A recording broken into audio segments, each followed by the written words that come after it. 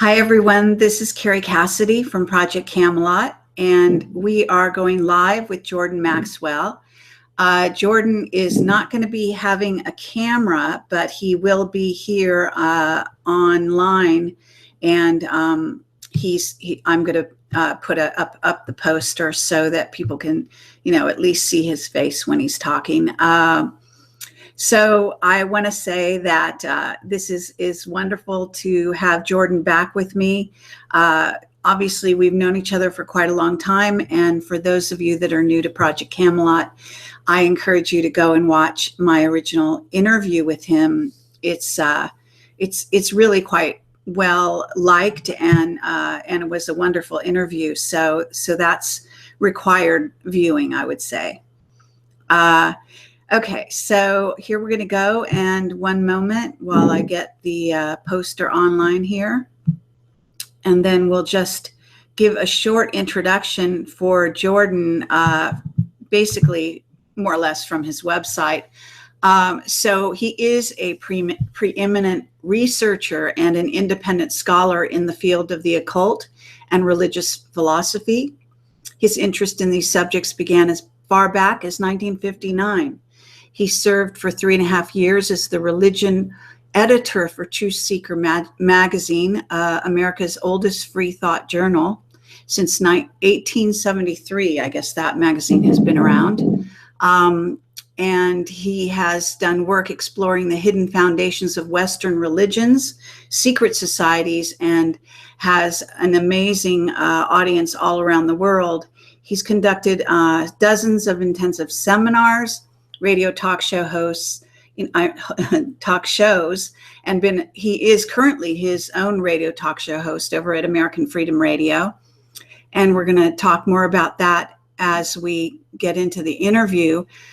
He has written and produced and appeared in numerous television shows and documentaries, including 2 3-hour specials for CBS TV network, and an internationally acclaimed 5-part series, Ancient Mystery. So he is devoted to understanding ancient religions and their pervasive influence on world affairs today. Jordan, welcome to the show. Well, thank you, Carrie. Always delighted to be on with you, a dear friend for many years. Thank you for calling me and asking me on.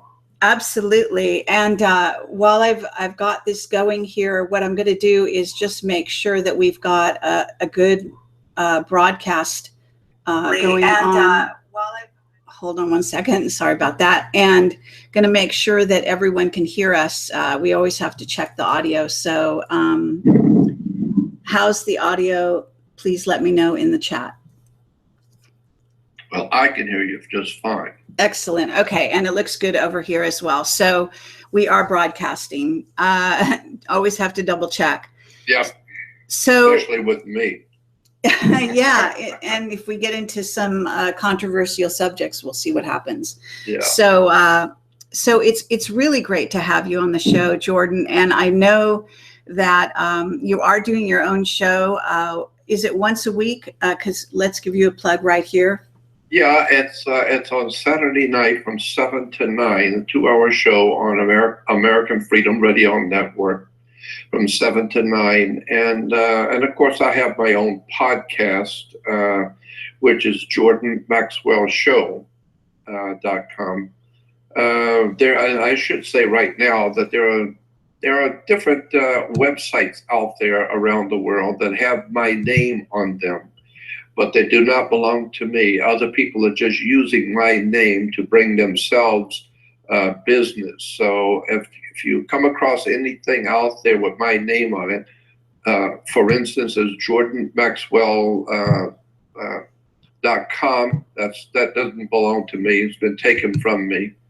Then there's a Jordan Maxwell Institution, I think, or Jordan Maxwell Institute.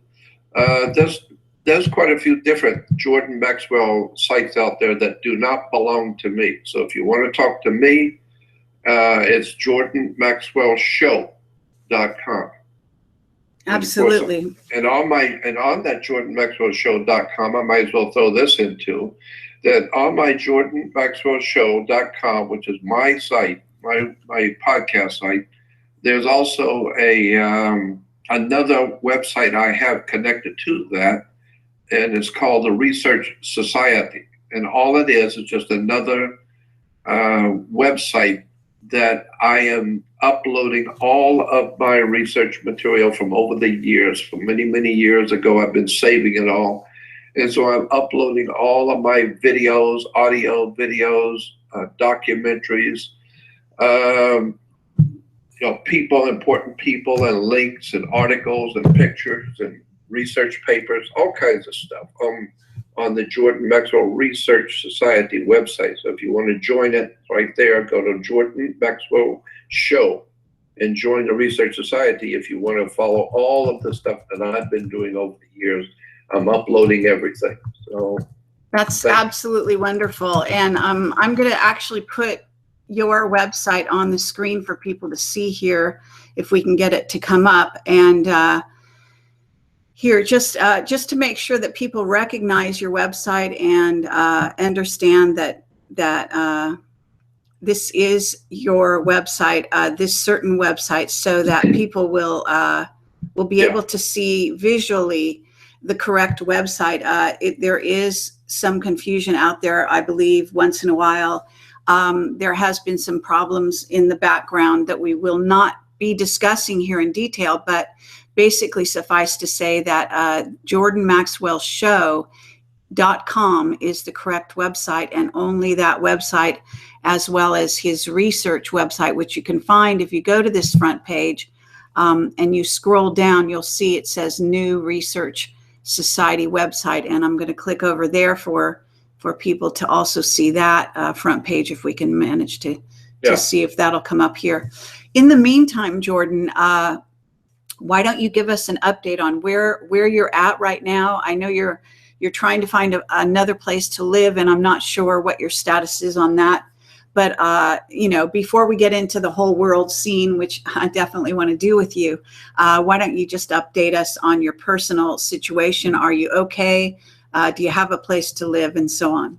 Well, for the past, actually, in point of fact, from 1989, which is 26 years ago, I've been homeless. I've not had a home since 1989.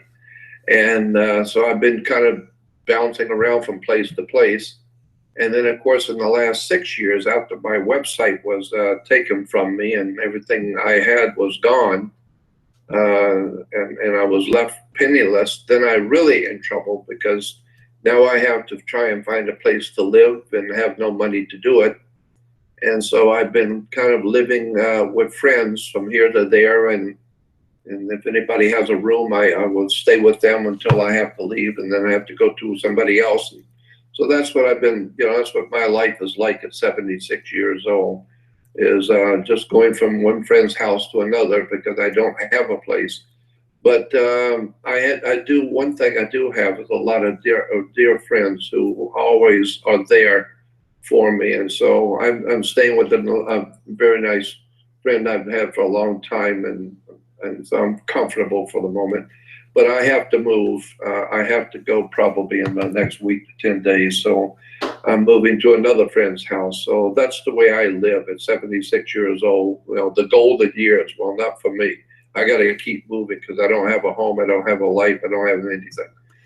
But that's one of the prices I've had to pay for being who I am and doing what I do, because I have a lot of enemies, and people are trying to make sure that I die soon and get off, leave the earth, because I seem to be a trouble for them. I've been called a troublemaker by some very big, important people in Los Angeles, and I hope the hell I am. I intend to be a troublemaker all the way to the day I leave here, because it's about time somebody tells the world what's really going on here. And so, but at the moment, I'm very comfortable, and where I'm going will be very nice too. So I'm not worried about it. I'm just letting you know what my situation has been and is now, and probably will still be, for some time to come. But right. outside of that, everything seems to be going very good with my website. I had over 1 million coming to my podcast, and over, I think it was 900,000 downloads Yeah, and it's incredible. Yeah, it's great. That's wonderful. And well, I'm not even advertising, and it got 900,000 downloads. Absolutely. Well, you are very well loved around the world. And if there is anyone that does listen to this broadcast and has a way to help Jordan get into a more solid situation in terms of his living situation and can help him in any way, please do go to his website. Again, jordanmaxwellshow.com. And it is very important that you go to the correct Jordan Maxwell, show website and so on. And then listen to his show on Saturday nights, which is fabulous to know that you're doing this, Jordan. And what I'd like to do with you right now is today we had an announcement that the U.S. and Turkey were sending troops into Syria. Let's see, Turkey was doing this with U.S. backing, as they say. So can you talk a little bit about how you're viewing what's happening now in the Middle East and this escalation? Well, my first love that I got started with some 55 years ago, back in 1959, at the age of 19 years old, I became very, very concerned and interested in theology. I had always been interested in religion, even as a kid, but I became very, very intensely looking at where the different religions of the world have come from. And then that, of course, brought me into history. I'm fascinated with the march of human history. And then from there, you get into the hidden stuff behind the scenes, all the occult or hidden history of religions and governments, etc. And so for some 55 years, I've just been looking at the hidden history of the world. And I'm not interested in the classical history. I'm not interested in the normal history that the slap trap that is, given to the kids in universities and schools. That's not, that is very dry and listless. It has no salt. It has no interest in it. But when you get into the occult or hidden, the word occult simply means hidden. Nothing evil or bad about it. It just means hidden. And so when you get into the hidden history that's been hidden from the human race, and it's all there if you just know where to look. The real story of what actually happened. Who was it? Napoleon said history is a lie that all of us have agreed to believe in. And so that's as far back as Napoleon they knew that. And so when you look at the hidden history of Europe, you begin to see how at least for 2,300 years, over 2,300 years, Europe has been dominated by the Roman Empire. First of all, under the Republic of Rome, with the coming of Rome, the fall of Greece. About 2,300 years ago, Rome came into being. And then, of course, with the fall of Rome in about the 5th century AD, then comes the Vatican, which is simply the Roman power of Europe reinventing itself. And this time, instead of the Roman Empire, the classical Roman Empire, you now have the Holy Roman Empire, and that's in the Vatican. And so what I'm saying is that for 2,300 years, Rome has dominated Europe. And for 2,300 years, Europe has dominated the world, dominated the whole planet. And so all roads lead to Rome. So when you go back into the history of the Roman Church and its foundations that were laid by the Roman Empire, and then begin to see how Rome is still in control today. And Washington, D.C., even the area we call Washington, D.C., before it became Washington, it was called Rome. And there's a whole story in that maybe I could get into for a couple of minutes because I have something interesting to tell you. All right. When I was, with the bottom line on all this, as I'm saying, unless you understand the Vatican, unless you understand 2,300 years of Roman thinking, Roman law, maritime admiralty, and civil law, unless you understand that what we live in today is at least 2,300 years old, and it works, and it's very, very evil. It's extraordinarily evil and brutal, but it works, and it's called the law. And you need to understand the law, because it can put you into prison and ultimately take your life. So this is a very ancient system of law that's been around for a long time, and it's dominated Europe, and it's still dominating the world today. And of course, obviously, it's going to dominate the Middle East, and it really dominated it since about the 1300s with the Crusades, when Pope Innocent, which is a hell of a name for a pope, Pope Innocent sent his troops, the Knights Templar troops, into the Middle East to get rid of the Islamic occupation there and bring it back under Christian control, so to speak. That's the whole story too, the Crusades, and how that plays into Turkey today. And, well, yes, and I do want to get into that. But before we go there, can we get, you said you had something about Washington, D.C. to tell us. Yeah. Well, first of all, I'm not going to get into all of that stuff, because I'm not interested in all that, history of the Turkish and all that. No, we'll leave that for somebody else. But what I was going to tell you about the Washington, D.C. is when I was a child, my mother used to tell me, I don't know, she used to tell me all the time.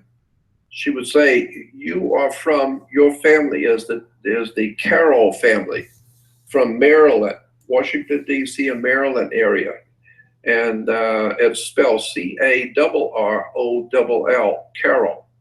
And she had two uncles, and when I was a kid growing up, she had two uncles that lived in our town who were federal judges, had been appointed to the federal bench, and both had a last name of Carroll.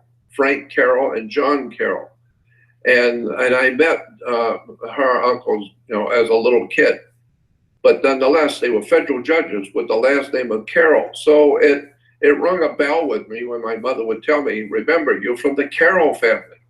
That's your ancestry, and from Maryland and Washington, D.C." Well, of course, as a kid, I didn't know anything about that, and I didn't care. And even as a teen, once in a while, she would mention that to me. Well, when she passed away, a day or so before she passed away, she told me, "Just remember, you are from the Carroll family." And so that stayed with me. For some reason, if somebody tells you something over and over, there must be a reason. And it wasn't until I was reading the book, and it's an extraordinarily important book called Rulers of Evil by Tupper Saucy. Tupper Saucy, and the book is called Rulers of Evil. In it, he breaks down the whole history of the founding of the United States, the founding of the U.S. Government, and how it happened, and who was involved, where the money came from, and the connections with the British East India Company, and all the dirty tricks going on with the British and the founding of America. It's a very important book called Rulers of Evil. And in that book, he brings out, much to my surprise, that the most important people that were involved with the Constitution, and especially with the Declaration of Independence, was the Carroll family from Virginia and Maryland, and from Washington, D.C., the Carroll family. That struck me immediately, the Carroll family. And then I find that one of the signers of the Declaration of Independence was a Carroll, and he was a Catholic. Of course, I was born and raised Catholic. All my family were Catholic, and so one of the signers of the Declaration was my family, the Carrolls. And so from that, I was amazed and started looking into that. And then I find later with the movie, what was it called? National Treasure 1 and National Treasure 2, especially in National Treasure 1, the whole story opens up with a guy in a stagecoach, and it says on the screen, John Carroll of the Carroll family.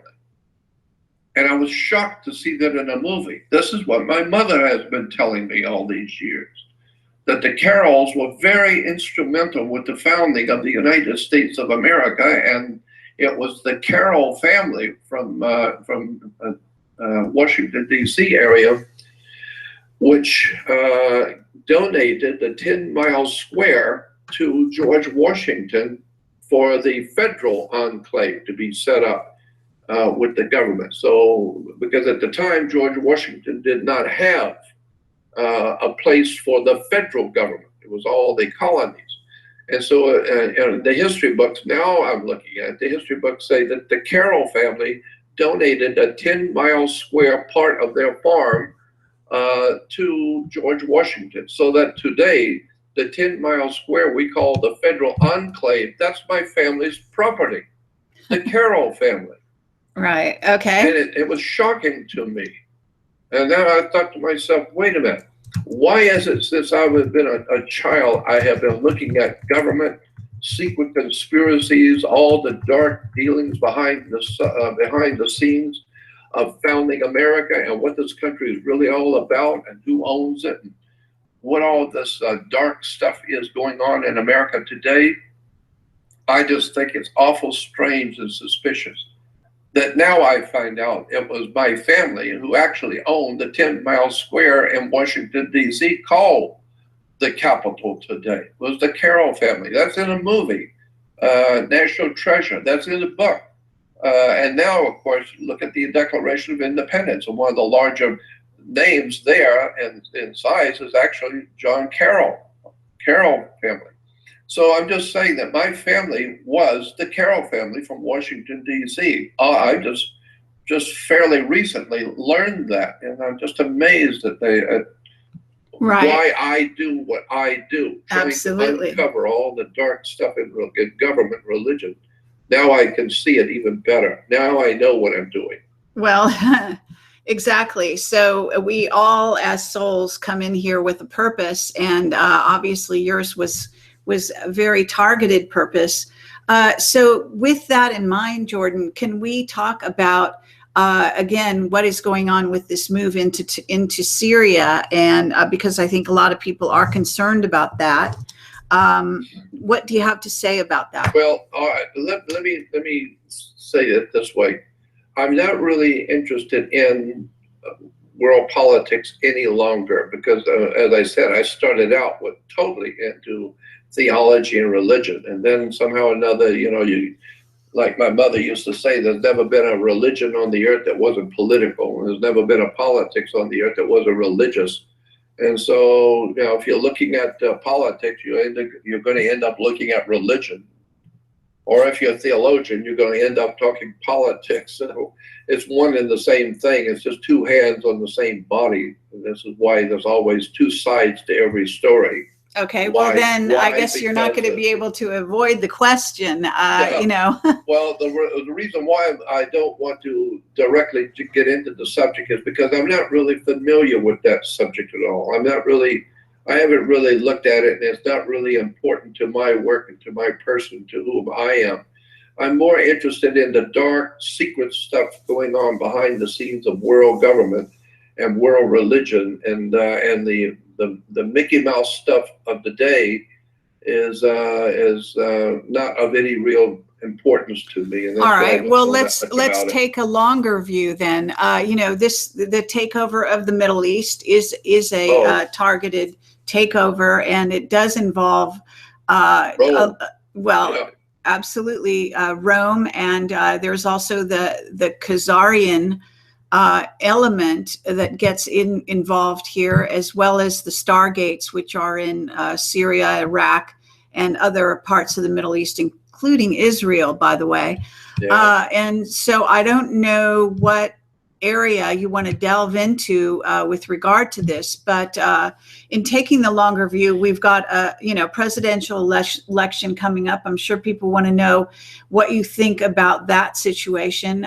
Some people think that this war scenario is going to sort of steer things in one direction or another. Russia is getting involved, and Putin has been operating in a very interesting capacity. So, what do you have to say about all of that? Well, again, I really don't have much to say about the political, because so much of what we see today on television and in the news about what's going on politically through not only the Middle East but around the world is nothing more than cannon fodder stuff for us to entertain us with. I know that the real story is really much worse than what we are being told. Okay, well then, what's the real story? Well, the real story is that there has been for thousands of years, going all the way back at least 4,000 years ago, or better, but I can take it back 4,000 years, that there is a movement on the earth, a political, religious movement on the earth, to own the human race and to own the earth, the very ground that you stand on. Somebody owns it.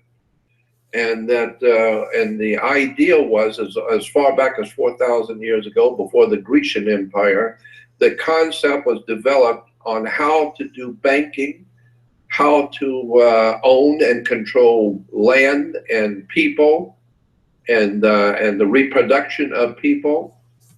And it gets to be very, very fascinating stuff when you begin to see how in the Old Testament it tells us that from dust we are, to dust we shall return, meaning that our bodies, which scientifically is true, scientifically proven, our bodies mimic the earth we live on. The same amount of iron that's in the earth is in your body.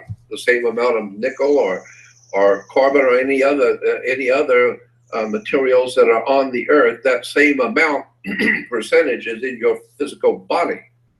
And so obviously we come from the earth. Well, that's why we talk about the earth being our mother, Mother Earth, Mother Nature.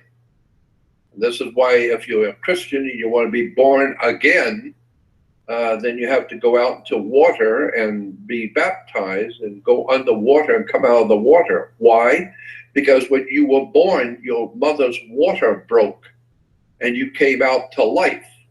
And so if you're going to be born again, then you have to go back out into Mother Nature, Mother Earth's water, and be born again. So the concept that the human being has come from the earth, and that the minerals in the earth is exactly the same amount in your body, now it opens up a whole new concept that people have never thought of before, because in the Jewish scriptures, that's the Old Testament, is talking about from the earth you've come, into the earth you go back. So when you die, you don't go into heaven with the sun, you go into the ground with the earth. So humans are of the earth, and therefore 4,000 years ago or more, it was understood that whoever owns a piece of earth owns whoever's living on it. And so that was the way it was in the ancient world. The king that owned the country and ran the country, he actually owns the cattle, he owns the livestock, and he owns the people on it. And it became a system whereby the government owns the people, period. They own the cattle, they own the mountains, they own the flowers, they own the trees, and they own you. And you don't think so? Once you get into maritime admiralty law and go back into Vatican canon law, you begin to see that all humans were viewed to be possessions of the government under which they live. And your children are their possession.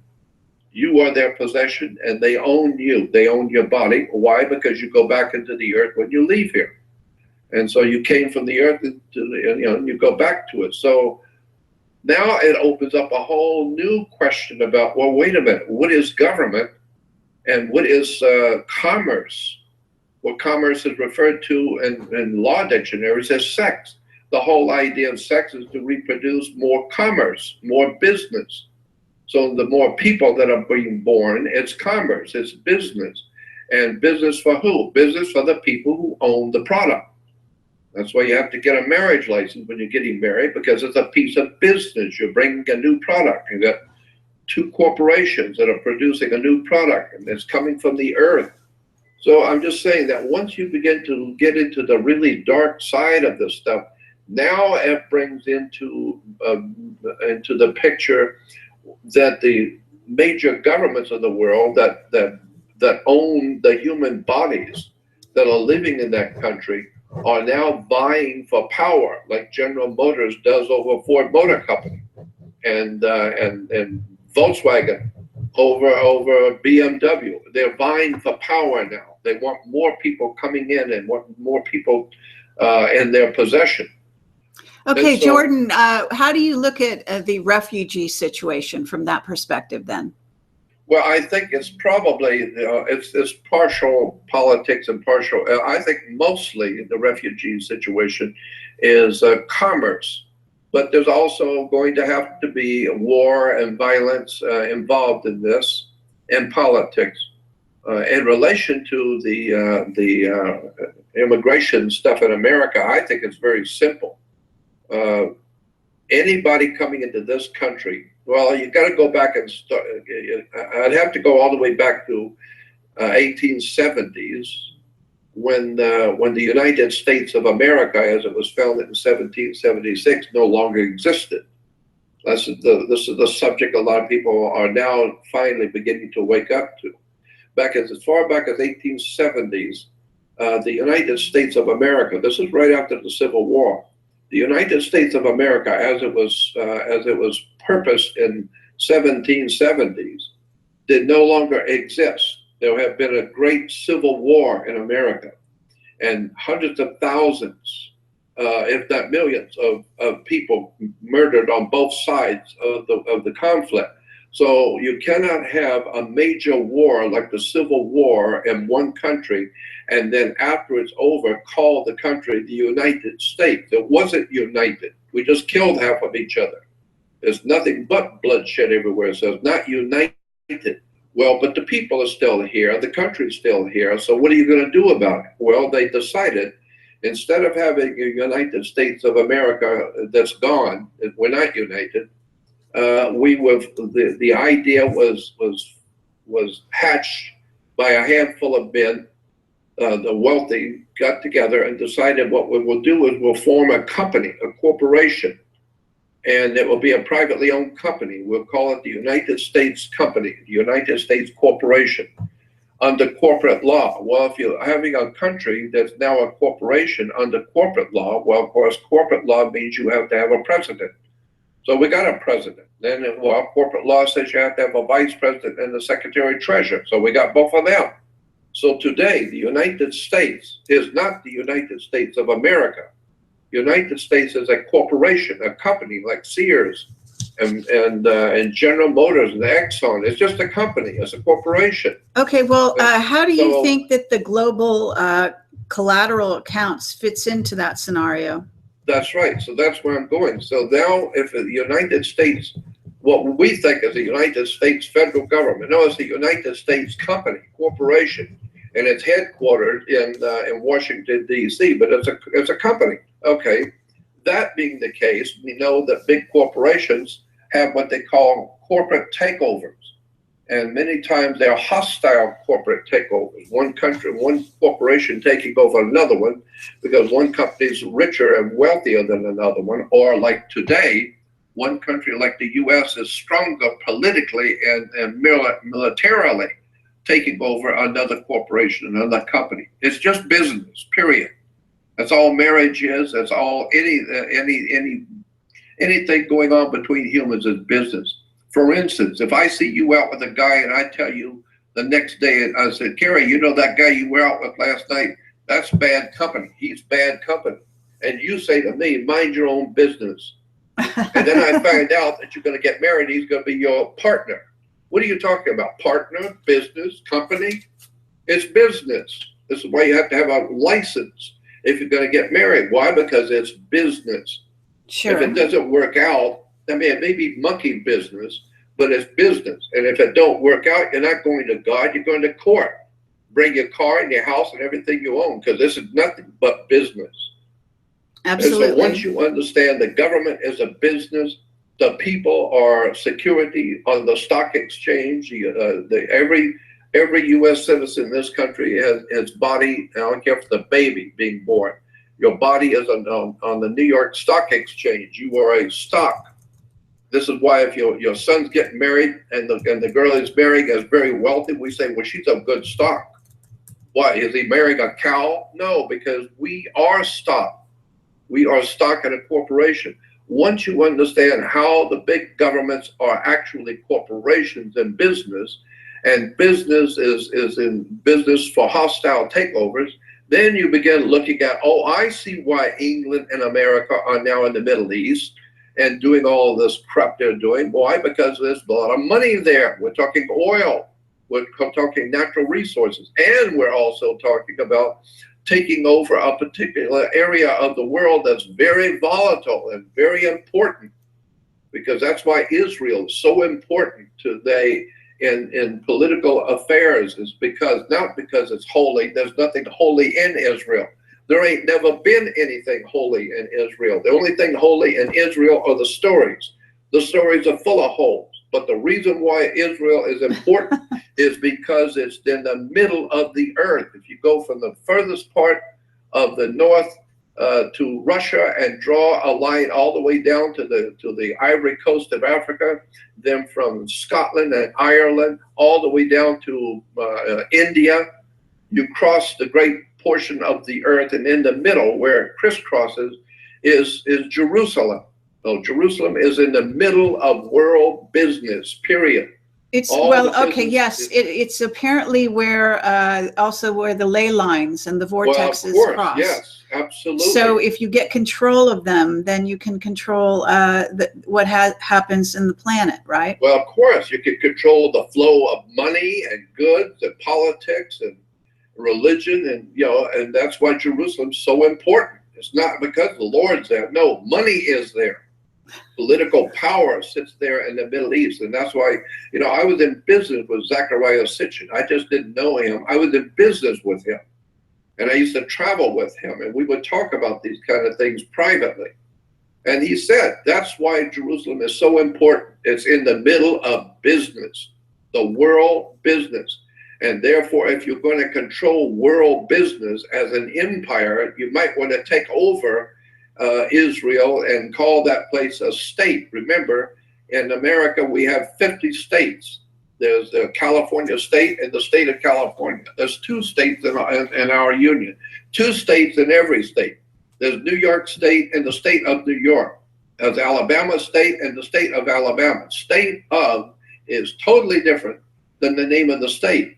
California state is the state, but state of California is the federal government operating inside of California. That's called the state of. So therefore, you have a country called Israel, but it's called the state of Israel. Most people have no idea in the world why it's called the state of Israel. Well, we now know why we call it the state of California and the state of New York. Well, it's the same for the state of Israel.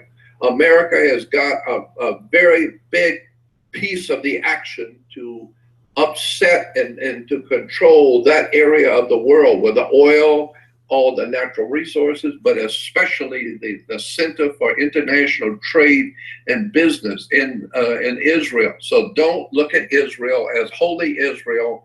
There's nothing holy there. We're talking business, politics, and international government vying for power. So when I hear about Turkey doing this or America's backing Turkey to do it, I don't care about that. It's irrelevant to me. I know the bigger picture. The big picture is what's coming on the entire inhabited earth very soon. And then it deals with a whole realm of problems that the earth and the human race have that we don't even know we got yet. That hasn't been broken to us yet.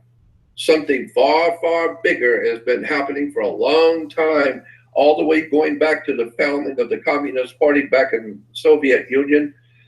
back in Russia in the 1914s, and people were talking about it coming as far back in the 1880s, 1870s. So I'm just saying that what's going on the planet today is very old, very well financed, and being totally controlled by secret societies, very powerful people behind the scenes are maneuvering nations and maneuvering power. So ultimately, very soon, they will finally have control. They'll finally have achieved their objective of absolute, total, despotic, fascist power over the entire globe, over the entire earth. That's what we're looking at. We're looking at what happened in Nazi Germany being on the earth, period, everywhere. There will be it's going to be a tyranny you will not believe, and it's coming soon. But this has been going on, for, as I said, for at least 4,000 years. I've watched the march of world history, and watching how this whole concept of humans and the earth as possessions by the powerful people behind the scenes. George Carlin said it in a humorous way. It's a big club and you ain't in it. But the bottom line is that we are in this country being led into a despotic tyranny the world has never seen before. It's coming. It's on its way. Once it's finally locked down, and believe me, it's very soon, very close, the entire earth will be under a computer. The entire earth will be computerized. There won't be, now we're even talking, governments are even talking about transhumanism. Well, hell, the Russians, before the Russian Revolution, going back to Ivan Pavlov, and A.R. Luria and Ivan Pavlov were working on the Pavlovian dog. That was part of the dehumanization of the world. And so we go all the way back to 1910, 1914, where they were now trying to understand how to control the human mind, how to control the human reflexes, how to control the human race. And Absolutely. Today, incidentally, a part of this is the genetically modified foods. You need to understand the genetically modified. This thing goes all the way back thousands of years. This concept of genetically modifying. It's even in the Bible how the extraterrestrials, according to the Vatican sources. I'm just reading what the Vatican is saying about the Bible. They're talking about the extraterrestrial sources who modified the wheat and modified the grains, and consequently they modified the human race. And so today, genetically modifying foods is part of something far bigger that they haven't told you about, and that is the genetically modifying the whole human race. So it's not because they're looking to make more food for the people. No, genetically modifying humans. It's called transhumanism. Yes, it's yes, a bigger absolutely. story yet. You need to look at this thing. It's getting very, very scary now. Okay, absolutely. Well, I agree, and we've been aware of this actually for a while. Jordan, can you talk about what you think Russia's role is at this time? Because it does appear that Putin is at times being a voice of reason when the superpowers are about to go to war. And yet you talk about Russia and the U.S. being two sides of the same bird. So do you want to talk about that? Well, it's true. It's I don't know. A lot of people seem to have forgotten over a period of time. Putin was the head of the KGB. I don't know what that tells you. At one time, he was head of KGB. This guy is not stupid, and he's a politician extraordinaire. So he knows exactly how to position himself and how to say things correctly. Why? Because he was trained in knowing how to do that. But I would suggest you need to go back and look at Putin as a KGB a master. So the only thing I think was interesting is I think, if I'm not mistaken, Putin said if Hillary Clinton gets in, we are going to attack America. If I'm not mistaken, that's what he said. If you let Hillary Clinton become president, Russia is going to feel the necessity for a first strike, and we will attack America. I know why he's saying that. Okay, why is he saying well, that? he doesn't want her in, and he wants to scare the people to get away from her, not vote for her. Why? Well, Because I'm not sure that's out in the public that much. Where did you hear that and when? on the web, it was a speech he was giving, and they were translating into English. Was it how recently? Oh, I don't know, within the last month and a half, 6 weeks. All right, very interesting. Okay. Yeah. And he said, if you elect Hillary Clinton, Russia might have to attack America. We've had enough of this bull. So, but the bottom line is, all I see is infighting between secret societies. Sure. And, well, can you talk about, I mean, you're aware of the secret space program. You're aware of the ET visitation. You've even had some interactions yourself along those lines. You're right. And so have you had anything more recently happen to you in this regard? No, for some reason, for me, the really extraordinary experiences that I have had, and I've had 36 of them. I've written them down because I'm getting old. I can't remember my name half the time, but I've been writing them down so I can remember these extraordinary experiences and one-on-one experiences with the other world, with the ETs, etc. But nothing here lately. But my gut feeling is something is brewing. So it's a calm before the storm. Something far, far bigger than 9/11. Something far, far bigger. Talking about World War II. I think it's going to be bigger. Something big is being put together on the earth in its last and final stage. And I go back to that letter that Albert Pike wrote to Giuseppe Mazzini. A lot of people badmouth that idea, because I don't know if you've ever heard of the letter that Albert Pike wrote back in 1871 to Giuseppe Mazzini in Italy, talking about the 3 world wars that were going to be planned, and how they were going to start, how they're going to end. As a matter of fact, there's a book written called Plans for Permanent Peace. The book is called Plans for Permanent Peace. It's been out of print for years. It was written back in 1937 to 38 by a Dr. Hans Heimann at the Rutgers University. It's the Rutgers University print. And it talked about, and it's a fascinating book where he talks about the Second World War is going to be between Germany and the Allies. This is in 37, 38 when it's published and printed. And he's already talking about a Second World War.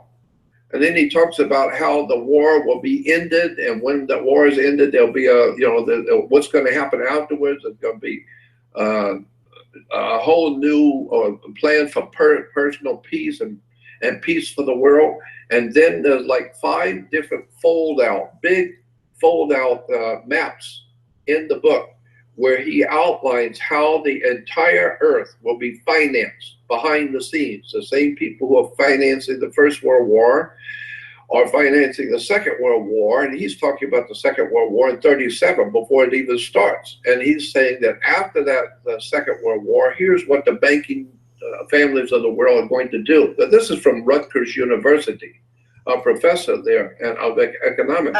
Well, actually, the Albert Pike, I'm looking at that, and it does talk about a Third World War.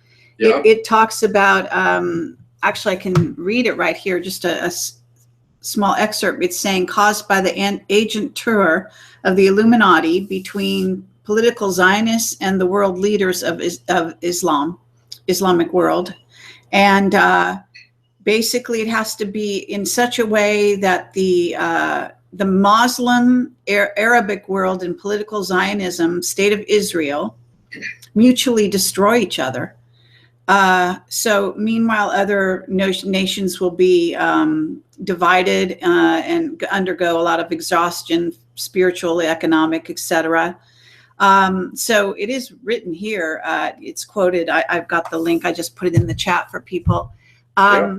So what are you saying about that? I mean, are you? I'm saying that there's a lot of people downplaying that. A lot of people, a lot of liberals and communists are all saying, "Oh, it's a bunch of bull It doesn't say that at all, and there never was a letter, and all kinds of stuff to keep you from looking at that letter. But I'm saying, I don't care who wrote the letter. I don't care if it was written 2 weeks ago. The problem is that read the letter, read what it says, and that's exactly what's happening today. No matter who wrote it, no matter when it was written, that's what's happening today. A third world war is being brewed slowly but surely, and it's everything that that letter said was going to happen is exactly what's happening today. It says that all the religions of the world will fall apart. The people won't know where to turn their religious beliefs. That's what's happening today. And that there's going to be a horrible, terrible war. It says it in the most bloody turmoil, I think the word is. So I know that something very big like that's happening. Now, when you take that in consideration, with the European governments openly asking for Muslims to come in, bring your guns, bring your knives, bring all of your gangs, everybody come on over, and America's opening the doors. And if you don't have any guns, hell, we'll get you some guns, and come on over, bring all the gangs you can, all the riffraff, all the mentally deranged murderers and stupid, all this incredible human crap. Come on in, bring your guns, bring your swords, and come on in and rape whoever you want, do whatever the hell you please. Everything is all open borders. Well, Why? right, okay. Why? Somebody wants a world conflagration. Absolutely, they want chaos.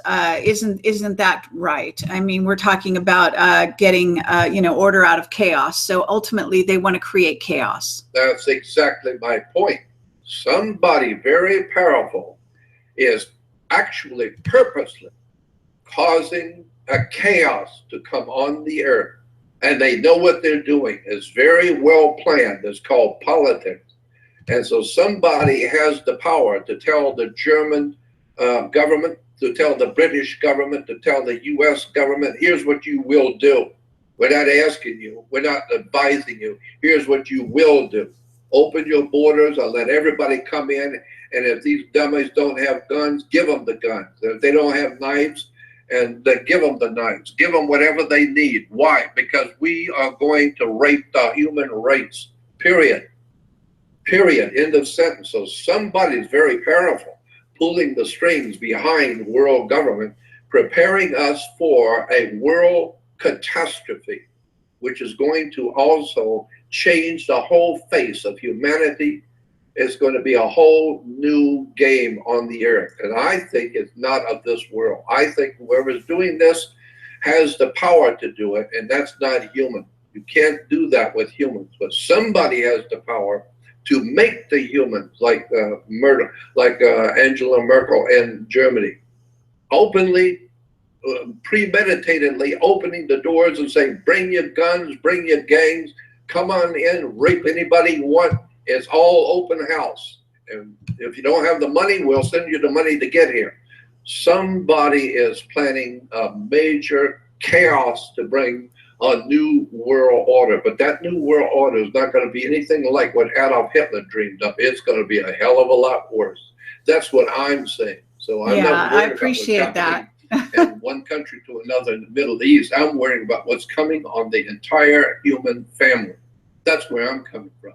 Okay, very good. Well, I think you're on the right track there, Jordan, as usual. But what can you talk about what you think is going to happen? Have you had any, let's say, contacts, back channel contacts, warning you, for example, to go and live in a certain place, to prepare yourself in any way, that sort of thing?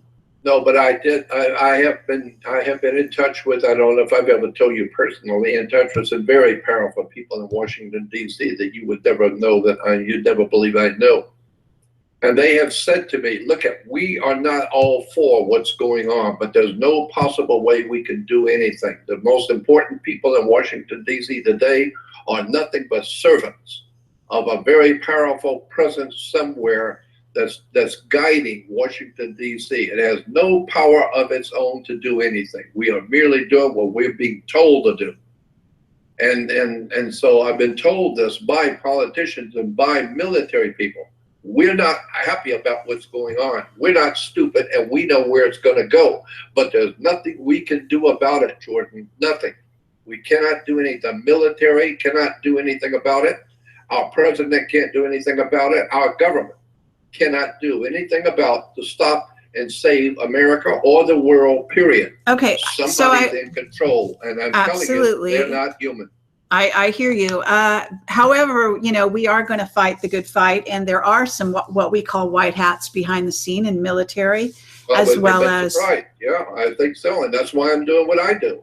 All right. So, but I still want to get back to this question. I'm really curious what you have to say about it.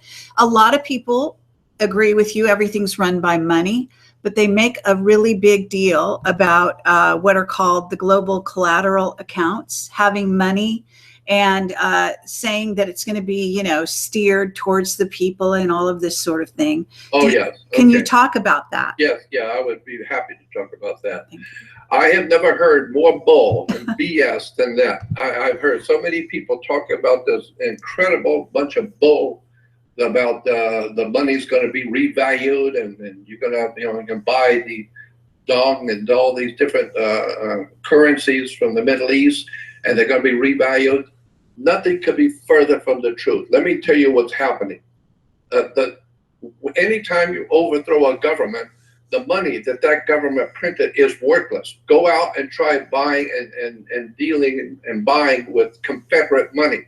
Confederate money is great to look at, great to hold as a souvenir, but it's worthless. It's just worthless in your hand.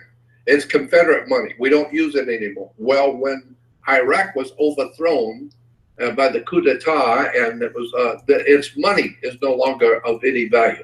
Well, obviously, all countries have huge surpluses of real, and new money, new printed money. So when the old money gets too torn, they reissue new money in its place. Well, there's in Iraq and those areas in the Middle East have huge surpluses of new money stored in warehouses in their normal business. Well, when the government has taken over, all that warehouse full of the new money is worthless, as the paper's written on. But the CIA is a lot of things, but stupid ain't one of them.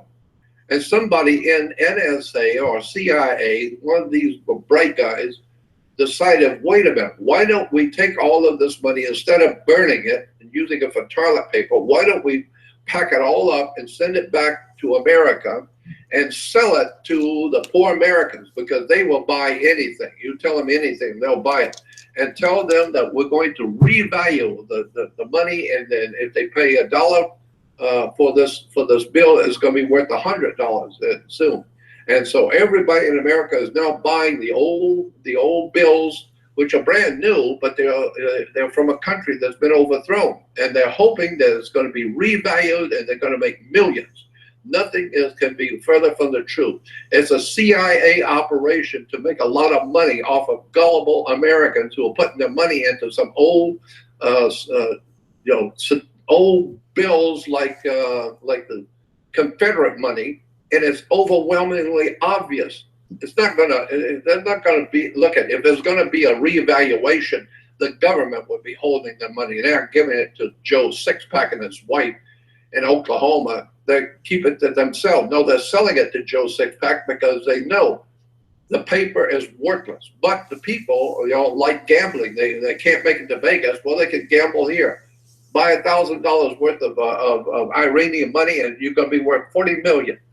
And then they laugh at you when you go away, knowing that's old. That paper money is worthless as the government it was printed under. It's over. So okay, if you want to invest in money that's going to be revalued, you better go back and do your homework. They're not selling anything of any value to you. If it was valuable, the government would keep it. Period. Okay. Lunacy.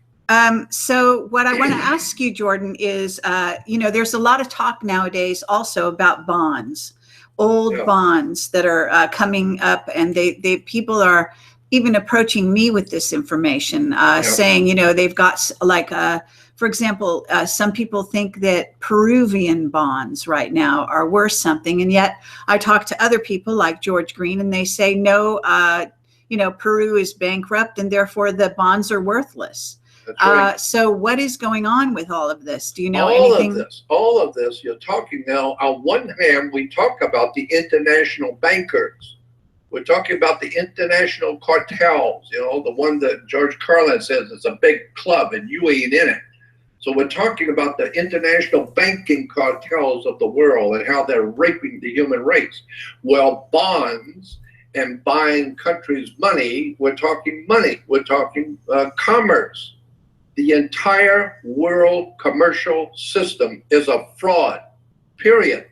So you can go out and buy all the bonds you want, buy all the paper money you want, and think you're doing something clever. But the bottom line at the end of the day is the Illuminati masters over the world government and over world finance are a lot smarter than you are, and they're selling you junk. They were going to burn it and use it for toilet paper, but they thought, no, let's sell it to the Americans and make a quick buck on the Americans. So if you're buying bonds, you're buying old money from other countries, anything you're doing in commerce, you better back up and understand the Illuminati masters who own this world and own this country and own your body are the manipulators behind international banking, and that's all bullshit. It's all totally a lie to get money out of you. Okay, and what about the state of the gold, supposed, gold in the Philippines, the gold that was underneath one of the Twin Towers, or actually in the building next door, I guess, and disappeared. So what is the significance of gold from an esoteric point of view in your eyes? Well, gold is represented by the sun. The sun is golden. Silver, represented by the moon. The moon is silver. So the silver and gold is important to the human creature on the earth because the sun and the moon. And gold and silver have become important all the way back into the most ancient days. So, but today, you're right, Philippines themselves are sitting on what I would think is a bomb getting ready to go off in the Philippines. That's my opinion. It's just an opinion.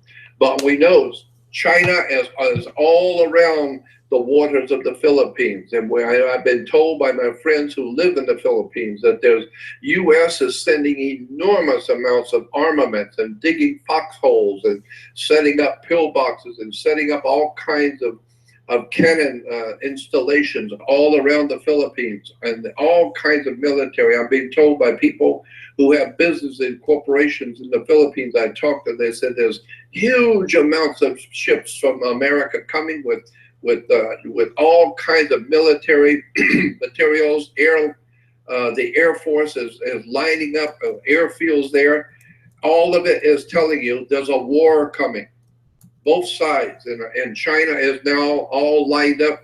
I've talked with people who were out on a boat, and they said that you could see out past the 12 or whatever it is, the 20-mile limit, you can see all of these Chinese ships lining up. They're not in Philippine waters, but they're just outside the international border for the Philippine waters, and they're all lining up. It looks like all the way from one side to the other are Chinese warships, while at the same time American warships are bringing in all kinds of cannons and pillboxes and all kinds of installations they're digging. It looks like there's going to be one hell of a conflagration in the Philippines. Why? Because that is a very strategic spot on the earth. A lot of gold was being dealt there. A lot of gold is buried there, but it's also very strategically placed. You knock over the Philippines, if China knocks over the Philippines, then the next stop on the way is Hawaiian Islands, and don't think China won't do it. If they knock over the Philippines and America loses, then they're coming for Hawaii, and they might as well. If they're coming for Hawaii, you might as well come on into America, because you now stepped on America. You touch a Hawaiian, that's a state. Now you've got international war. So all I'm saying is that something as big is going on, and probably George Green would know more about that privately than any of us would. But I'm telling you, Philippines are sitting on a bomb. They're sitting on something that's getting ready to blow. Okay. It is scary. All I had a right. military guy at one of the conferences that you and I were at the Hilton Hotel, and I think you saw me with him. But he was telling me, this is a very highly rated military guy. Stopped me, and he said, "We're not everybody. Not everybody in the military is for this new world order. Not everybody is all for it. We know what's going on. We see what's happening." But there's nothing the military can do. There's nothing the president can do. There's nothing anyone's going to do. We will have this no matter what you think. Why? Because there's something going on that's bigger than all of us. And that's why I think that it has nothing to do with humans. I think we are having extraterrestrial visitations here for a long time, and they've been manipulating us for a long time. They are the ultimate power, and that's why governments know. I mean, why do you think Spielberg is making these movies? And there's all kinds of sci-fi movies coming out into the world and all that kind of stuff. Hollywood is telling you something. So I think the human race is coming up against something that is not of this world. And there's no doubt about it. There is, an ancient war of the worlds going on. And exactly right. And we know that some of the players are obviously reptilians, some are Dracos, different races, the Greys, certain Greys, apparently from what's called the Regalian area of Orion, and many others. There are good guys, though, and bad guys. There are also positive ETs, and you yourself have dealt with those, haven't you? Yeah, I've actually had one-on-one. Yeah, and I could tell you a lot of other things that would blow your mind that very famous people personally have not told you the rest of the story that they know. Okay. So well, why don't you share it with us? Go ahead. So no, but I'm just saying that there are some people around you and me that are intimately connected to this dark side of otherworld intelligences, otherworld life forms here that are manipulating the human race. And they are the people who are in power. And that's why that's why institutions like the United States federal government cannot do anything about it, because it's not human. The United States, the industrial military complex knows they are in charge of all the Mickey Mouse wars going on around the world. They make a lot of money, and Hollywood is their entertainment source for the entertainment, for the military industrial complex. The entertainment section is called Hollywood. But there is ultimately a darker force that's been on the earth from God knows when, that is not of this world. And it is guiding the destiny of the human race, and there's nothing we can do about it. Somebody else has an agenda, and it's not pretty. It's not for us. So okay, well, I don't, I appreciate what you're saying, Jordan. I don't see us as powerless as all that. We wouldn't be alive at this time if there wasn't, a battle to be fought. You're probably right. It's just that I've been looking at the dark side for some 55 years and waiting for something to happen, and nothing has happened. All I see with my eyes is nothing but evil, corrupt, filthy, degenerate, murderous, bloodshedding. Seems to be doing just fine nowadays. Everything that seems to be going just great. I want to ask you something. What did you think about the Brexit situation? I'm not really. I don't know. Again, that has to do with international monetary, international finance. Again, that goes back to international bankers. Who knows? Maybe the Knights Templars, who we call the international bankers, are probably pulling some new trick in preparation for something they're going to do soon. I don't know. Okay. Well, there's a lot of symbolism. I would think you would have studied, the history in England, etc. And we're also talking about, as you say, the Knights Templar, but we're also talking about, even going back to King Arthur in the days of the Round Table, and yeah. And I get questions about King Arthur. I mean, it's just my opinion, but I've got questions about that. I don't think there ever was a King Arthur, and the reason why, because the story is connected to the Knights Templars, in the Bible says in the New Testament, Jesus is our King. Of course, he's King of Kings and Lord of Lords. So Jesus is our King. And then the book of, I think it's Ephesians, where the Apostle Paul said, Jesus is our King, and he is the author of our faith, and he's the author of our destiny and the author of our faith. And so you put the two of them together. Jesus is King of Kings, and he's the author of our faith. Therefore, he's the King author. And he has 12, and he has the knights of the round table. How many knights at the round table? 12, of course.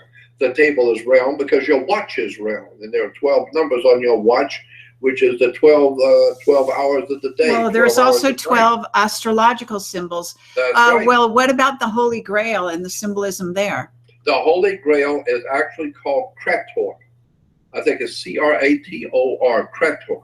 It's a constellation in the heavens, and it's somewhere near Virgo. It's called Krator, and the Krator constellation is a crown. No, that's different. It's a cup, and it's called the Krator constellation, and it's a cup. And the ancient peoples, and especially in the Middle Ages and the Dark Ages, also, the Krator was referred to as the Holy Grail, the Holy Cup. I believe it has to do with the bloodlines. Yeah, of course it does. But of course, the Grail is a cup in which the wine, the blood is blood is held. So we're talking about a symbol. We're talking about a metaphor. It's a cup. Is the Krator constellation in the sky, which is said to be a holy cup or Holy Grail. Then when you get to watch Indiana Jones in The Last Crusade, you see that Jesus says in the Bible, he's talking to Peter, and he says to Peter, upon you, Peter, upon this rock I shall build my church, and the gates of hell shall not prevail against it. This is Jesus talking to Peter. He says, upon this rock I shall build my church, and the gates of hell shall not prevail against it. The word rock is Petra. Look it up in Greek. The word is Petra. So it's having Jesus saying, upon this Petra I will build my church. Well, in the Indiana Jones and The Last Crusade, where did they end up? They ended up in Petra.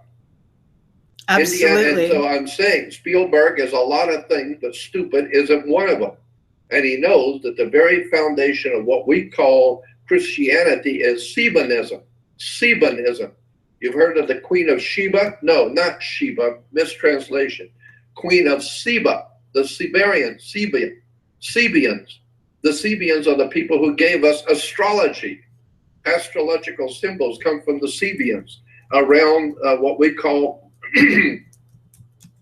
around that area that we call what's the name of that place again? Petra. Oh, Petra. Yeah, So I've been to Indiana Petra. Jones, Steven Spielberg, George Lucas know what they're talking about. Incidentally, when Steven Spielberg and George Lucas made the Raiders of the Lost Ark, you've got to go back and think about it for the first time. Don't look at it as a wonderful movie. Look at it with knowing Steven Spielberg and Lucas are not stupid, and they're telling you something. What happened in Indiana Jones and the Lost Ark? Well, the United States commissions Indiana Jones to go find the Jewish Ark of the Covenant. Well, where does Indiana Jones, because he's the only one who would really know, where does he go first to look for the lost Ark of the Covenant of the Hebrew? He goes to Tibet. Go back and think about that. Why does Indiana Jones go to Tibet? Well, there's a damn good reason. If you're Spielberg, you know what the reason is. You're playing with the public. So Indiana Jones goes to Tibet. And why is he going to Tibet? Well, first of all, when he gets there, he finds out the Nazis are there. Because the Nazis are like, the Nazis are not stupid either. And so if you're going to find the lost Ark of the Covenant, you better go to Tibet first. And why are they in Tibet looking for the lost Ark of the Jews? Is because the whole story is Tibetan. It has nothing to do with being Jewish, Christian, or religious at all. The entire story of the lost Ark and the Ark of the Covenant is a story. You need to understand where it came from. So after they find that little crystal that will now tell them where the lost Ark is, both the Nazis and the Indiana Jones have now got the little crystal that they can find the lost ark of the Hebrews.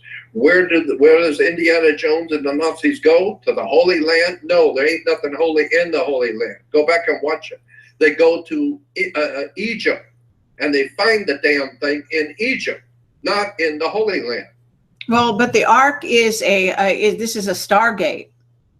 Well, that's different. Now we're talking about something totally different. I'm talking about what the millions of people in Christianity and Judaism all believe is an Ark of the Covenant. All right. Actually, no, there is no Ark of the Covenant. It was called the Ark of the Contract. And that's why Indiana Jones goes to Egypt, because it's an Egyptian Ark. That's on my website, research website. Go to my Jordan Maxwell show. Go join my research website. I got all the pictures, all the documents showing the lost Ark of the Covenant is not a Jewish symbol at all. The Jews borrowed that. It's like everything else they borrowed. It's an Egyptian symbol. The Egyptians had something called the Ark of the Contract. Well, the contract is a covenant. Well, then the Jews call it the Ark of the Covenant. No, it's an Ark of the Contract. Indiana Jones knows at least that much. He goes to Egypt to find it. What I'm telling you is that our religions, all three, Christianity, Judaism, and Islam, are based on a far more ancient religion. It's called Hinduism. And if you don't understand Hinduism, you're not going to understand Christianity, Judaism, or Islam, because all three are based on Hinduism. And where is the home of Hinduism if it isn't in Tibet? So I'm trying to tell you that there's a bigger religious political story here that people have no idea in the world about. They're buying into all this nonsensical crap about the holiness of Jerusalem and the holiness of there's nothing holy about any of this. All three religions were founded by secret societies, fraternal orders, finance, organized and directed. I got to tell you, I don't believe for a minute that Muhammad ever lived. I think that is another symbolic metaphor for somebody who never lived. When you start doing your homework for the first time and pull the scales off your eyes and look at the way the world has really run and organized, you will find out Christianity, Judaism, and the Mohammed religion all come from Hinduism. It's from India. And so all three of our major religions say that their father was from Abraham. They all trace their lives and their religion back to Abraham. There was no Abraham. It's a story. He never existed. They go back to Hindu. Oh, there it is. There's Abraham in the Hindu religion. And it's called Brahma. And you put an A in front of it, it comes with Abram. And that was Abraham's name, was Abram. In the Old Testament, God changes his name to Abraham. No, it was Abram. And Abram is Abram. And then the Brahmins say that they are God's chosen people. Brahmins are God's chosen people. And they have a goddess. The Brahmins have a goddess named Sarah. So now you got Abraham and Sarah. And Sarah Swasi is the goddess. So now you've got Abraham, Isaac, and Jacob. You have Brahma, Vishnu, Shiva, Osiris, Isis, Horus, Father, Son, Holy Ghost. The entire monstrosity of world religion is a lie, is a deception. It was dreamt up by some people a long time ago, back as far back as in Egypt and in India. And I'm just telling you, all of this is now being used today as a tool to bring about chaos, which will then eventually give us a new world order. Religion is nothing more than a tool in the hands of the international bankers, and you better look at all three major religions and their connections to the Knights Templars in the Vatican. The Vatican is up to its throat with founding religions secretly. And it's an incredible story of betrayal of the human race. I'm just telling you, yes, somebody else is in charge of this earth and it's not human. Okay, and can you also talk about what is Shambhala? Are you aware of this, and can you talk about that? Well, Shambhala is supposedly, I think it's interesting that originally in the United States, back in the 1770s, when it was founded, the country was being founded, the president had a presidential retreat, and the presidential retreat for George Washington and the others that followed him was called Shambhala. Why? Well, because they realized that the founding of their country was based on the British East India Company. It was based on the three major religions, are based on Hinduism. So naturally, the presidential retreat would also have to do with Hinduism. It was called Shambhala. Today, of course, Shambhala supposedly is now being reinvented for us today, is talking about the people living under the earth, the inner earth people, and supposedly the Nazis were involved with the inner earth people. And who the hell knows? There might be something to that. There very well might be something to the fact that there are civilizations that have been here hundreds of thousands or thousands of years ago, living under the earth. We know that there are huge caverns that are man-made under the earth. We know that. We've been told that the military in the United States, and God knows probably the rest of the world, are building underground tunnels. We know that the Nevada is filled with underground tunnels. You can go out at night to the telephone post out by Area 51. I've done it many times. You go out at night, and there are these big telephone posts, and you go in and lean up against the post, put your ear to the post up at Area 51, and you can hear all kinds of noise, like trains and buses, and Sure. you can hear, you can hear it. Yeah, that's great. So I was telling you, something's going on under the earth big time at Yes. Area 51. Absolutely. Well, and going much further than that, Idaho, Colorado, etc. So maybe going all over the earth. For hell, who knows? Well, yeah. I mean, one of the things is interesting about that Shambhala is a stargate. It is an opening into inner Earth, in theory, and it is located in the Himalaya. And of course, China took over that area of Tibet. We go back to Hindu. Right. Okay. We're talking about the Hindu territory. That's when India, North India, Himalayas. Right. Indiana Jones, last Raiders of the Lost Ark. And so, there's a lot of stuff going on up there that we're not being told about. Have you heard about the giants? I don't know if you've been paying attention to a lot of the discoveries, but they've discovered so many giant skeletons all over the earth. Oh yeah. There's a lot of huge bodies being found all over the earth. I mean, I've been following that for years. Some of them seem to be like 36-foot tall humans. Yes. Bones have been found where humans, the bones, you reconstruct the body from the bone that was found, and they'd have to be at least 3.5 stories high. Yes. Well, I mean, that's what the Bible talks, and not just the Bible. My God, all the ancient literature from the Middle East, all the ancient literature from the Himalayas talk about the great giants, and some of them are 20 and 30 feet tall. I wouldn't be a bit surprised. Absolutely. They have dinosaurs that big, so why couldn't humans be? What about the Epic of Gilgamesh?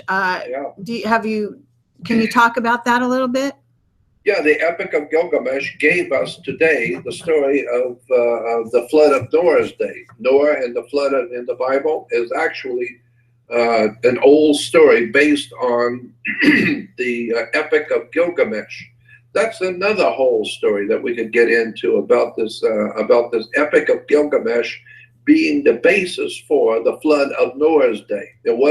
First of all, there was no worldwide flood. That is ludicrous scientifically to even consider. There may have been a great flood somewhere, but not a worldwide flood, obviously. Right. Because you couldn't have a worldwide flood. It's impossible. Right off the bat, logic alone would tell you that. Why? Where did the water go to that covered the earth? Even a mountain. All right, what about Mount Everest? That's kind of high. Did it cover Mount Everest? Well, if it covered Mount Everest, how deep would that be? Well, hell, Mount Everest is 7 miles high, and the deepest part of the ocean is 7 miles in the Pacific down. So we're talking about a 14 miles difference. where did all the water go? Well, first of all, there wasn't a worldwide flood. And the whole idea of the flood is based on the Gilgamesh epic, which is thousands of years before, the story of Noah even came into being. So many of the stories in the Old Testament are based on the ancient Egyptian, Yes. ancient Sumerian, ancient writings that we don't, we're not told about. Well, also what's called the Enuma Elish. Yeah. There is, I think it's Joseph Farrell. I've been reading one of his books, and he's I've been talking with him. Yeah. Oh, have you? Excellent. A good friend of mine. Well, he's been talking a lot about, the weaponry and using meteors as directed weapons, and how they destroyed certain planets, what was called Tiamat, and created, what destroyed the atmosphere on Mars, and so on. So, so are you? And that makes sense to me. Mm-hmm. I can understand, because out in space, it's not a fiery missile. It's just a rock that's sailing at a high speed. But if you're extraterrestrial, and we know that they can do all kinds of things we can't do, they can move that thing while it's in space. It's not hot. It's not filled with fire. It's only filled with fire when it hits our atmosphere. So it's just a rock. You can, if you have the technology, just aim it over a little bit over this way, and eventually it's going to hit the Earth. Well, I mean, it's said that part of the sinking of Atlantis was due to a meteor being targeted and hit at that civilization. And what we're really talking about is, some people call it the Atlantean conspiracy, this playing out on the Earth right now, that what was going on then is going on now. Yeah, well, I know that, and many of the founding fathers talked about America will be the new Atlantis. Right. As a matter of fact, I have documents, and they're on the web if you know where to find them, of newspapers that were published back in the 1700s. After the founding of the U.S., there are newspapers published here in this country talking about America and the Saturnian New Age, which was coming, and Saturn will rule America in the New Age, and it's going to be a Saturn god will be the god over America, Saturn. But isn't Saturn Satan? Say it again? Saturn is Satan. Well, Saturn is a planet, and it's referred to in the ancient world as Lord of the Rings. And Saturn is the god. Today, Saturn is the god of the Hebrews. The Jewish people worship the planet Saturn. He's called Yahweh, Allah. And if you go back into the history, you'll find that Allah and Yahweh are connected with Saturn, Saturnian. Then it's connected to the moon and the moon worship. There's a whole story here about Allah and Yahweh, excuse me, and Jesus, that people have never been told. It's all right there in the reference books and history books. Well, it connects also to that black rock that they go, that the Muslims circle around. Yeah, that's called Mecca. It's in the Mecca, but it's a square black building.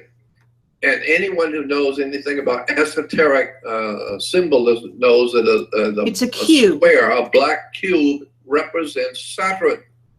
Yes. Now, listen, the words, the god Saturn in the Phoenician language, we call it Hebrew. But there is no such a thing as a Hebrew language. There is no such a thing as a Hebrew language. It's a language that the Hebrews speak. So we call it Hebrew, but it's not Hebrew. It's a Phoenician Canaanite language. But the Hebrews speak it, so we call it Hebrew. It's not Hebrew.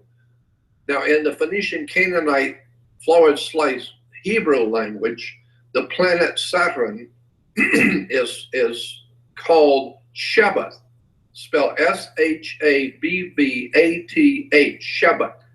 You look it up in a dictionary, it will tell you Shabbat is a Phoenician Canaanite Jewish name for the planet Saturn. So therefore, if you're going to worship Shabbat, you dedicate a day to him called Sabbath. So the Sabbath is the worship of Shabbat. So the Jews are worshiping the planet Saturn on Shabbat or Sabbath. And therefore, that's why they worship after sundown on Friday till after sundown on Saturday, because it's Saturn's day. The Jews are worshiping the planet Saturn, and the Jews in Hollywood are not stupid. They're making movies about their god called Lord of the Rings. Saturn is Lord of the Rings. It's Jewish. You need to wake up and understand Hollywood is Jewish. And the symbols in motion pictures are Jewish symbols. And so Sabbath, the holy day of Sabbath that Christians and Jews are observing, is the worship of the planet Saturn. And so if it's true what you're saying, Sabbath is Saturn, and Saturn is the devil, well, then that should tell you something about what's going on in the world today. Right. It's you know, the Jewish religion is really what I have called an eclectic religion. I could go on for 3 hours on this one. Judaism is an eclectic religion. Eclectic meaning a smorgasbord. Yes. You can go through and pick what you want from Hindu, pick what you want from Egypt, pick a little bit from the Babylon, pick a little bit from the India, pick a little bit from here and there, and put it all together, and it's called Judaism. Judaism is an eclectic religion, like a smorgasbord dinner. And so when you begin looking at the words Sabbath, no, Shabbat, the planet Saturn, and you're making movies, Lord of the Rings, that's right, Sabbath is Saturn, the Lord of the Ring. That's why the ancient people said women were to wear a wedding ring. They were to wear a ring in their ear. It's called an ear ring. Men were to get married before Shabbat or Sabbath and wearing a wedding ring. So he's the Lord of the Rings. I'm just telling you that Judaism, yes, Christianity, and Islam are all three dreamt up religions who have been dreamt up a long time ago, and Islam in particular is probably a Vatican Knights Templar religion, dreamt up during the 1500s by the Knights Templars. And I am telling you also, provable, Judaism itself is not a BC religion. Judaism was developed somewhere between, I would say, 8th, 9th, and 10th century AD. There was no ancient Jerusalem. There was no ancient Israel. Jerusalem may have been there, but there was no ancient Israel. There was no King Solomon. There was no King David. There was no King Saul. None of those people actually, in fact, lived. It was a story. That's what the Bible's called, the greatest story ever told. It's a story. It's not correct. It's not history. It's a story. Were you aware of, I don't know if you ever knew about Norm Bergram, who I interviewed? Norm is a dear friend, a wonderful dear friend of mine, yes. Okay, well, he disappeared, you know. Yeah, I know. I can see why, too. Well, right after I interviewed him, in fact, and he talked about the ships he had seen in the rings of Saturn, and he said they were on the way here. Yeah. That was several years ago now. And after that, he disappeared, and I believe he was basically taken underground to go back to work on black projects. He's a brilliant man. Very. So yes, you know about that. Then the ships of Saturn. I know. I sat with Norm up in San Francisco at one of the big conferences, and he and I sat in the lobby, and he showed me a lot of pictures that other people have never seen. Told me a lot of stuff about Saturn that no one's ever heard before. And I knew this guy is very, very bright guy, very, very knowledgeable. Yes, but, absolutely. You know, there's just so many things that I've heard from brilliant people. I say this all the time. I'm not the world's foremost authority on anything. I'm smart enough to know how much I don't know. But one thing I do know, and the one thing I do bring to the table, I feel is that valuable are the people I have met. I have been involved with, met, and become very close friends with all kinds of interesting, strange, powerful people, and who tell me things. Not alone, of course, I've had my own experiences, major experiences, but I also know a lot of people you would not suspect that I even know, that have told me strange, incredible things which are happening. I talk about them loosely, and then when it happens, people say, well, Jordan Maxwell talked about that 10 years ago. Yeah, well, you don't know who I was the company of, who I'm talking with in private. So I'm just telling you, I can't. I'm not allowed. It doesn't make any sense to go out and tell people. The private conversations I've had with Zachariah Sitchin, the private conversations I've had with people who are in the position to know. Well, one of the things, interesting stuff out there, boy. Jordan, one of the things you had let us know, and you said was sort of a key thing, was that Zachariah himself felt he was in direct touch with Enki. Mm-hmm. Yep.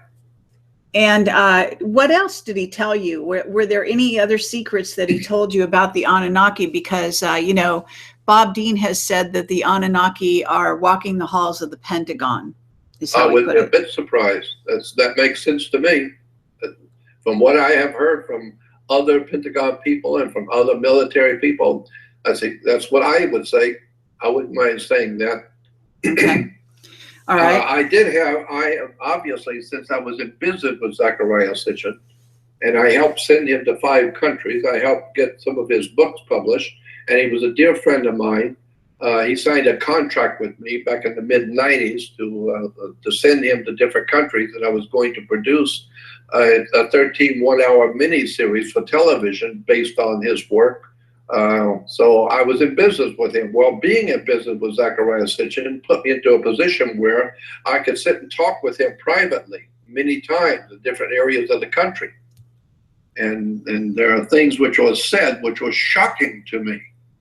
That there is a lot of people out there now that say Sitchin was lying. What do you feel about that? No, I don't think he was lying. I think he was an extraordinarily brilliant man who knew things, but he's only telling you what he can tell you. As far as I'm concerned, if I ever, and I will, when I talk with you, I'll tell you some of the things he told me in confidence, but it cannot be repeated because I told him I would never repeat it. But knowing all the things that he has said to me and knowing him, there's no doubt in my mind he was very legitimate, extraordinarily intelligent man, but he also had cosmic companionship. He absolutely had cosmic companionship in his work. He was heavily involved in his work. He was not a fool. He knew exactly what he was doing and exactly what he was saying. And so I have the highest of regard for Zachariah Sitchin and his work. Okay, what about Manly Palmer Hall? That's a different subject. Manly Palmer Hall was a dear friend of mine. And I say, it's my opinion, but I say he was one of the greatest teachers that ever lived on this earth, period. I don't care if you go all the way back to Plato. One of the greatest single teachers the world has ever known was Manly Palmer Hall. And didn't he give you his notebooks? Yeah. When he passed away, I got a phone call from Obadiah Harris, who was the president of the Manly P. Hall University at the time. And he said, Mr. Hall left you a gift. He specifically put it in his will to leave you a gift. And I thought, wow, Mr. Hall left me something. He said, yeah. I said, what is it, Zachariah? What is it? He said, just come pick it up. I got to tell you, just come pick it up. And I got there. I drove up from San Diego that very day because anything Manly P. Hall would leave me, he was a great master. And if he's leaving me something, I want to know what it is immediately. So I drove up there. And Mr. Hall left me the complete works of his research. It's called his magazines or his booklets. And there was, I don't know, maybe 50 or 60 of them or more of all of his booklets that he had done over the years, researched all of his work, put it into booklets. And so it amounted to the entire work of Manly P. Hall in his research booklet. He left me, and I was told at the time, there's only a couple sets. I was told that there were 2 sets at PRS, Philosophical Research Society. They had 2 complete sets, one in the president's office and one in the general library, Mr. Hall's private library. But the 3rd set he gave to me, and I thought that was an incredible gift that Mr. Hall gave me. The entire work, his entire work, he left it to me. Okay. Which I lost. I lost it. Was it lost in the fire in Yeah, South it was America? lost in the fire. Yeah. Well, not us. It was it Panama? I think you were in Panama. Panama. Yeah. In Panama. Yeah. I am sure that the Mossad, this is my feeling, Mossad, you might as well say you might as well say CIA if you say Mossad.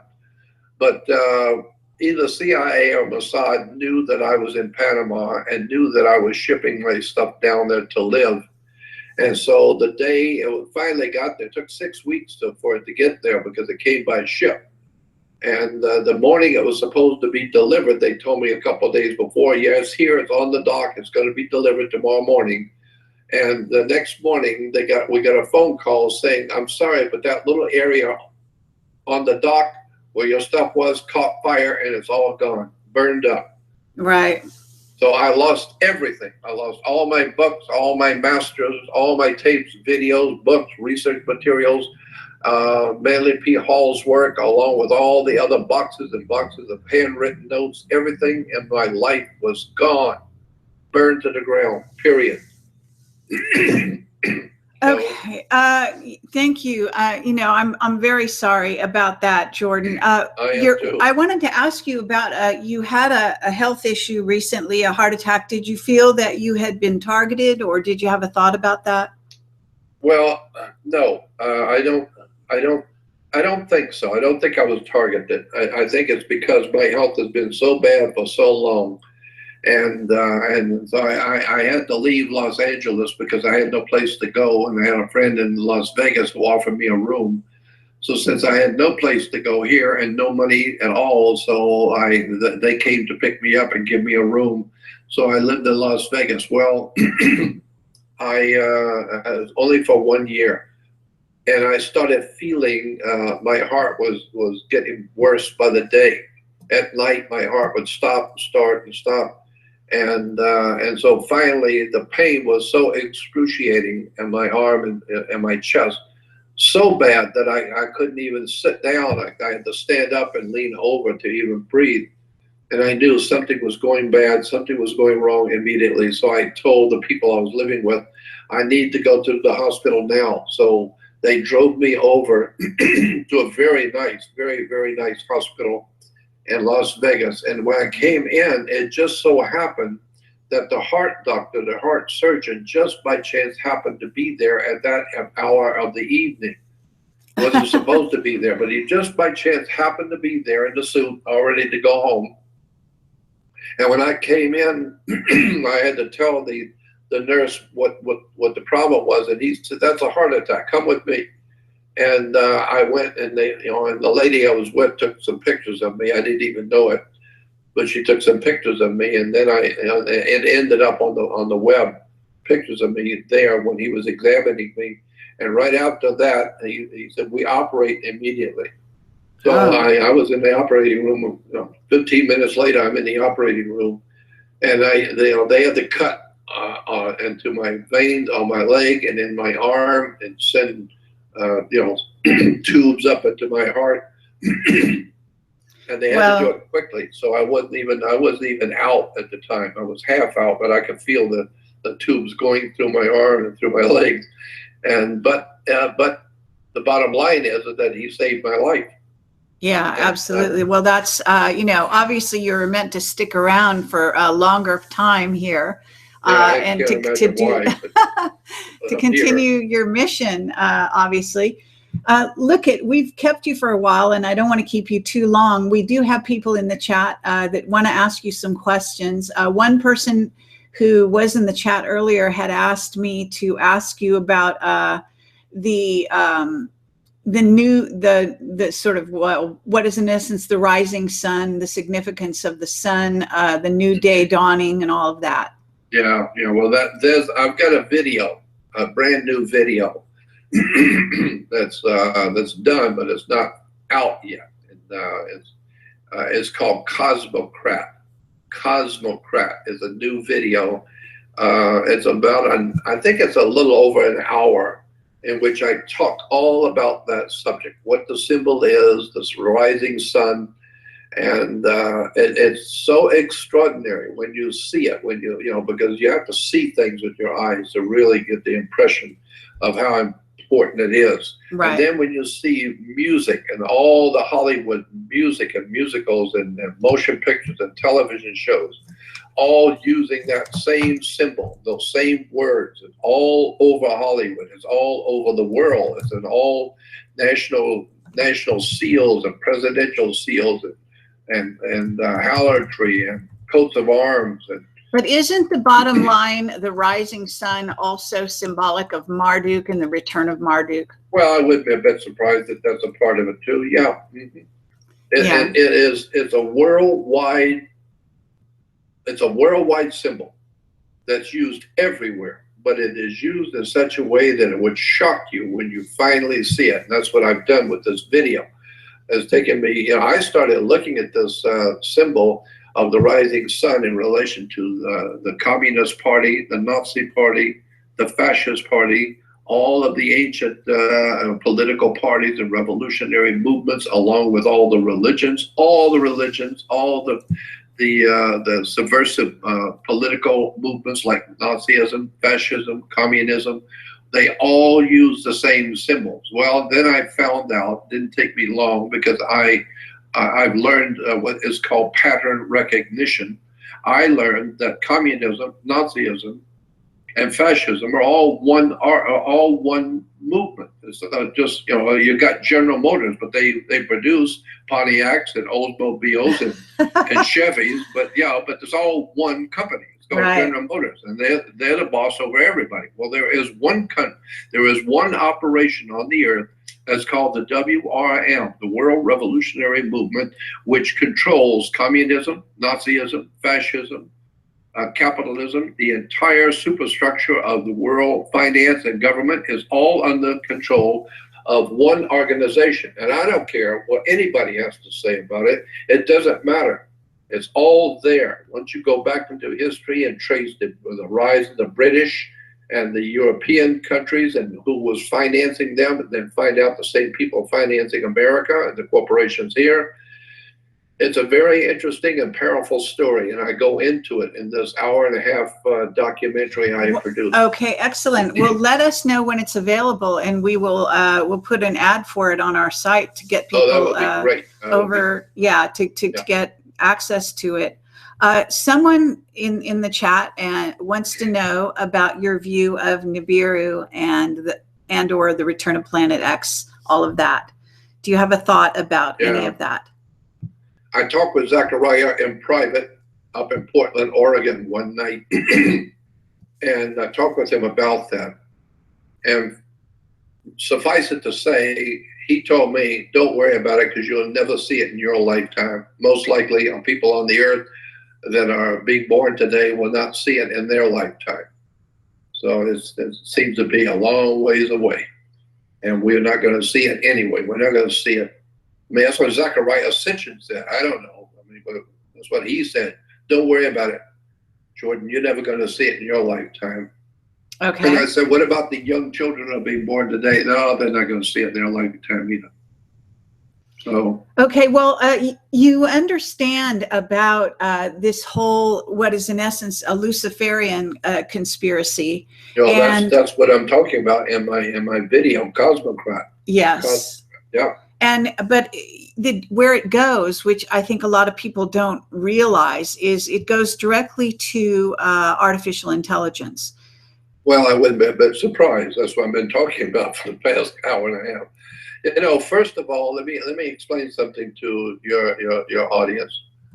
The Bible says in the book of Revelation, Jesus says, I am Lucifer. So if you want to talk about Lucifer, you need to understand from the biblical point of view. I don't care about your religion or your philosophical view, but from the actual biblical record, read the Bible. Jesus in the book of Revelation says, I am Lucifer. Therefore, Lucifer is actually Jesus. Jesus is Lucifer. I don't know if you can handle that or not. I don't know if you believe it. I couldn't care less. Go read it. I think that what he means is he was the real bringer of light. That's right. Well, that's what it means, the bringer of light. That's in Revelation 22:16. Right. He Okay. said, I am the great morning star. Yes. And so you look up morning star in a biblical encyclopedia. Go to the biblical libraries. Go to the seminary libraries and look up in all 14 of 15 biblical dictionaries and reference books, and it will tell you the bright shining star is Lucifer. And the Catholic Church is even in the Catholic dictionary says bright morning star is Lucifer, which is Jesus. Jesus is Lucifer. Well, so, he is the true light. There is right. the true light in the reflection. What Luciferianism is falling in love with the mirror, with the image. And in essence, that is where you get these, you know, well, I mean, the dark the side. Whole idea, let me explain and it this to you. is where artificial that intelligence Jesus is referred to as Lucifer because he is the bringer of light. Light is in a word we use in relation to intelligence. So if you're stupid, you're in the dark. But if you're brilliant, which is a word for bright, that means you're very well informed. You're brilliant in a subject. And so he's very bright. Well, it means that you're very intelligent, well-read. If you're not, then you're in the dark. Well, light is also symbolic of enlightenment, which is more than just. It's more than just. Yeah, but it's more than just being intelligent. It's a spiritual thing. Well, I understand that. That's what I'm trying to get to. Eventually, you get to that. That not only is it enlightenment that you can get from a book. If you learn how to read, you can begin to enlighten yourself. But of course, it also has to do with metaphysical or spiritual enlightenment. Also, you begin to get thinking deeper into subject and begin to see things you didn't see before. So yeah, so light can be used in different ways. You're enlightened. You are a bright light to the world, or you're in the dark and you're stumbling around. So, So what's happening is that there are other people who are very bright but evil, and so they want to be the light of the world. The very word Antichrist, this is important in relation to this subject. When you use the word Antichrist, we think it means against Christ, against Jesus, against God. No, it does not mean that at all.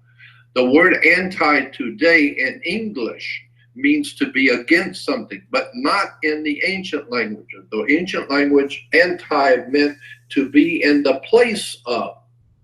So when you say antichrist, somebody wants to be like Christ. So they're not against Christ. No, they want to be Christ. And so well, yeah, but there is a side to that that's quite dark. They want to impersonate Christ. Well, I thought that's what I was saying. I know. I thought that's what I was. All right. Well, I think people, you know, I mean, if you let me finish, I'll tell you, I'll say that somebody wants to be Christ. Somebody wants to be the Holy One who will enlighten you. Somebody wants to worship to come to them. And so they are an antichrist, meaning they're not against Christ. They want to be Christ. That's what the word anti means in the ancient languages. So obviously, on the face of it, somebody wants to present themselves as if they are God and they have all the wisdom and knowledge of the Christ, the Christos, the Word of God. They are the bottom line. So they are referred to by the ancient scriptures as anti, meaning somebody who wants to be Christ. Yes. They're not against the idea of Christ. They want to be Christ. So obviously, there are religious leaders and all kinds of religious, religious liars and business people who want to make money and present themselves to be the enlightened ones of the scriptures. They want to be the Christ. So therefore, an antichrist can be applied to lots of people.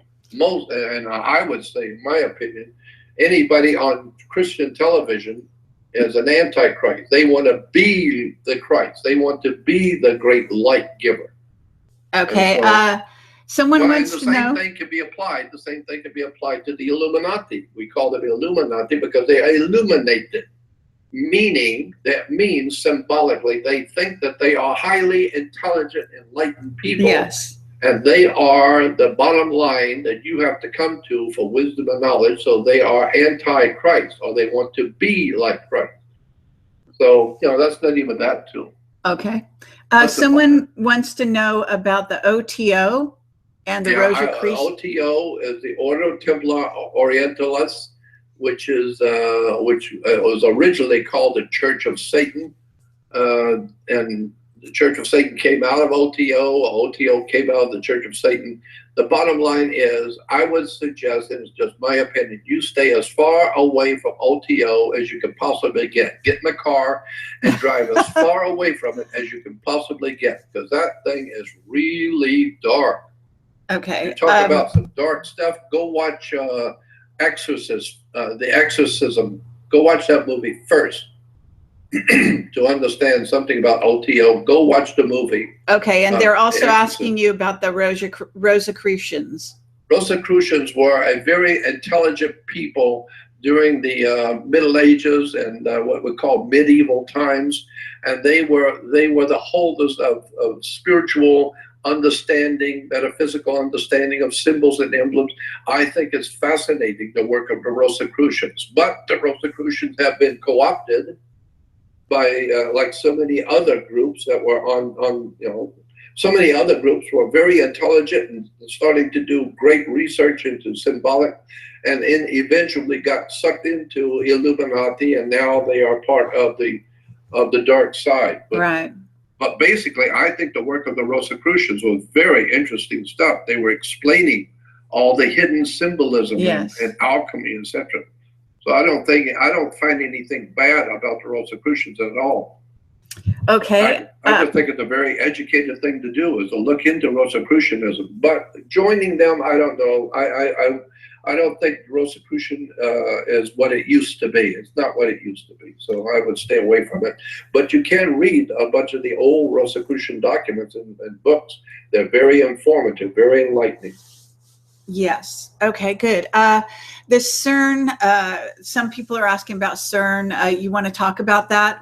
Yeah, I'm not concerned about CERN, but CERN, I think the man who's really got that subject nailed down, who understands it totally, is Joseph Farrell. I've talked with Joseph about that. Okay. Well, I've invited him on my show, but he said he's too busy until October or something. So. Well, I know he's a busy man. But, yeah. Okay. But if anybody knows about CERN, he does, because there's a whole world of science that has not been told to the people of this world. Yes. A whole entire world of occult or hidden science, which is really going on at CERN that you don't know about. Yeah. Something that's really going on, very important and very big, and it's massive. When you understand what the scientists of the Illuminati masters, what the scientists of the Illuminati are actually planning and what they're doing.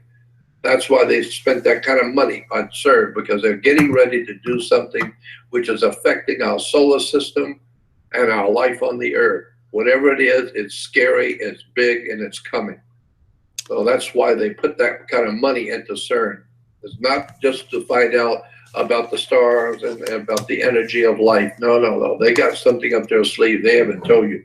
Yes. Are you aware of this artificial intelligence, this D-Wave, the company called D-Wave, that's talking about a quantum computer that's able to access other dimensions? Yeah, I've heard about it, but I haven't looked into it. Okay. Because that's the kind of stuff that's coming out now. It's everywhere. Yes. Every time you turn around, there's a new website out there, a new science of some sort, new technology. It's out of control. See, what is actually happening is that our technology is now at a breakneck speed, while our morality, our ethics, and our morals and scruples are dead. So we're on the same boat that Atlantis was. According to the story of Atlantis, they were brilliant in their technology, but they didn't give a damn about human life. They didn't give a damn about life. They were doing what they wanted. They were onto a power trip. Well, that's what we are today. The world is on a power trip to have the political power, the money and corruption, and to control the world, but their technology is off the wall. I mean, the technology is extraordinary. Well, I think we are the new Atlantis. And Yes. that's why, you know, we're heading in the same direction. One day and one night, Atlantis was destroyed. So I'm looking at the world today and wondering, well, how much longer are the gods going to allow the humans to do what they're doing? So that's my feeling. All when right. I say gods, I mean the extraterrestrials who are the ones who brought us here, who created us. I think we've been created with somebody else's property. And I've known that ever since 1959, 55 years ago, when I started reading Charles Fort, and the complete works of Charles Fort, where he talked about the very good possibility, very real possibility. We've been we're test tube babies. We've been created by somebody else, and we're their children. Okay. Well, I have to say, though, that keep in mind that we are spirit having a physical experience here on that's Earth. True. That's true. We are. Yeah. So it goes beyond that. No one owns our spirit, our souls. Unless, of course, we make a deal. Unless we make a deal to sell it to them. Right. With the devil, so to speak. Yeah. But even so, the light will prevail. I want to thank you so much, Jordan, for coming on the show tonight. It's been a lot of fun. I think it's been a wild ride for everyone who's been listening, and we've got quite a good audience out there. So this will go onto YouTube, and I'm sure people will be very interested to hear more of what you have to say by going to your shows, that your research that's available on your website and your videos. And please do stay in touch with me. I'd love you to send me when this new documentary is available, something so that we can put it on the website. Okay. Well, I would love to do that. Love to do that for sure. And we need to get together and yes. and talk later. And I would just say one last thing. My website, Jordan Maxwell Show, is the only legitimate Jordan Maxwell operation out there on the web. Jordan Maxwell Show. And when you go there, you will see a button, a banner that says a research society. It's just a second website I have where I'm dumping all of my research onto that and onto that private research website. So go there and join. And again, thank you, Carrie, and we'll do it again. Thank you so much, and have a great night. And thank you, everyone, for listening. I'm going to run the credits now, and I'm going to hang up with you, Jordan. And okay. we'll be in touch with you soon. Okay. Take care. Bye. Okay. Thank you so much for listening. And I am going to have Jim Mars on the show next week. We're going to be talking about the what may or may not be the lack of an incident that the remote viewers were talking about. He is trying to get a hold of Dick Allgaier for me and has not, well, we have not been able to do so. It seems that there was some kind of a blackout, that they didn't want information about this potential event to get out there. I don't know what happened. I do know that Jim Mars was out of communication for several days. His phones weren't working, etc. So I'm sure that wasn't an accident. And all I can tell you is that I've tried to put this show together. It's been very difficult. And obviously there has been some blocking happening. So stay tuned. I will have Jim Mars next week. I believe it's Wednesday night on the show. He's going to be on the show on the 31st of August. So thanks for watching, and have a great night.